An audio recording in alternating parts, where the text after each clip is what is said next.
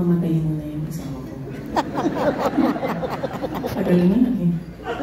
24 years na. Hindi, pinagdadasal na. So anyway, hindi ko inisip yun. Pero may isang pastor, sabi niya, you know what you can pray for? To take him home. Ibig sabihin, take him home there. Sabi ko, really? I can pray for that? Sabi niya, yeah.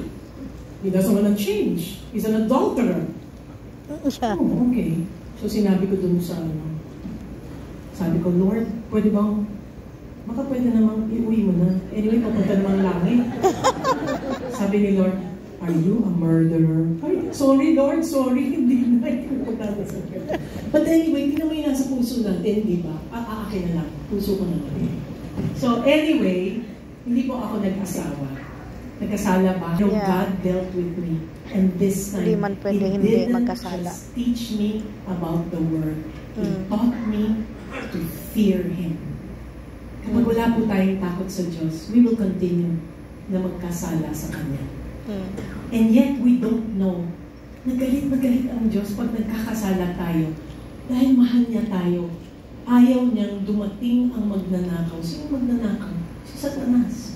Ginagamit din niya ang tao para tayo ay nakawan, atayin, at wasakin ang ating buhay.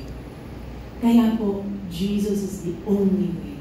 And tonight, I'm going to ask you to say a prayer. It is